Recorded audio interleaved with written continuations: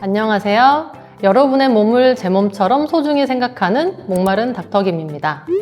요즘에 골반 만드는 방법도 다양하고 병원도 너무 많아져서 선택장애가 생기죠. 현재는 골반 지방이식과 골반 필러가 양대 산맥을 이루고 있는데요. 환자 입장에서는 좋아요. 선택의 폭이 넓어졌으니까요. 예전보다 정보량도 훨씬 풍부해졌고요. 여러분의 선택에 도움이 되고자 지방이식을 선택하면 좋은 사람과 필러를 선택하면 좋은 사람 딱 구별해서 알려드릴게요. 두 가지 선택해서 고민을 할 때 이 흉터를 고려하시는 분은 없습니다. 골반 지방이식 후에 지방이 생착이 잘 안 돼서 속상한 것 이상으로 속상한 게 바로 이 흉터입니다. 힙딥 지방이식 하셨다가 실패해서 저희 병원에 오신 한 분만 보여드릴게요. 이분은 저기 살짝 보이는 힙딥 없애려고 지방이식을 했다고 합니다. 호미로 막을 걸 가래로 막았다고 해야 되나요?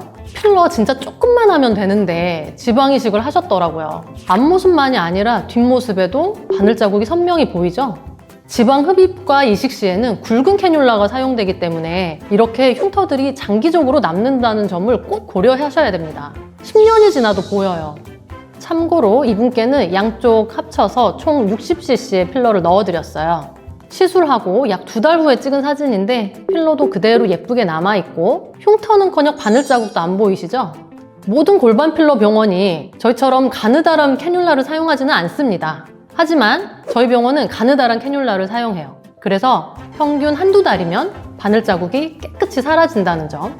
사실 이분은 지방이식 경험이 없으셨다면 굳이 60cc까지 필요하지는 않은 케이스였어요. 그런데 지방이식을 거치면서 조직 안에 섬유질이 많아져 피부가 잘 늘어나지 않는 상태였고요. 군데군데 섬유화도 강하게 되어 있어서 필러로 모양을 만드는 데 훨씬 제약이 있었습니다. 그러다 보니 지방이식을 하지 않은 다른 분들보다 비교적 많은 용량이 필요했어요. 그러니 골반 지방이식을 하면 추후에 필러로 교정하실 때 용량이 더 많이 들어갈 수 있다는 점도 함께 체크해 주세요. 다시 본론으로 돌아와서 흉터가 걱정되시는 분은 필러.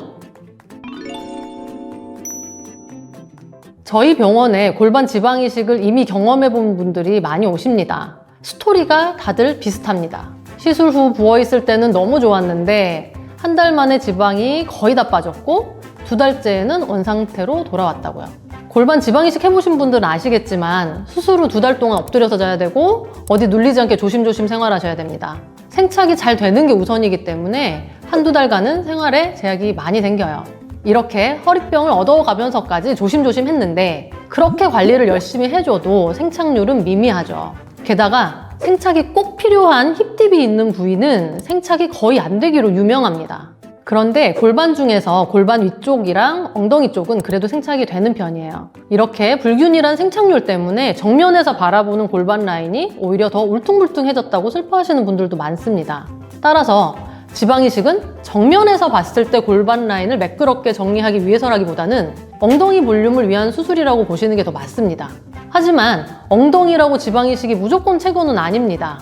엉덩이라도 지방이식을 했으면 좋겠다고 하는 분들, 이런 분들이 지방이식 후 후회가 없습니다. 첫째, 이식한 지방이 생착되지 않더라도 지방 흡입 효과를 본 것만으로 만족하실 건가요? 둘째, 대용량의 이식할 지방을 빼낼 만큼 지방이 충분히 있으신가요? 둘 다 오케이라면 지방이식에 도전하셔도 됩니다. 하지만 정면에서 보는 골반 모양 이쁘게 만들려면 무조건 필러. 제가 왜 지방이 충분한지를 물어봤냐면요. 허벅지나 복부, 팔에서 지방을 가져올 때 그 양이 충분하지 않으면 거의 피부 가까이까지 최대한 채취해야 되기 때문에 흡입 부위가 나중에 울퉁불퉁해질 수가 있어요.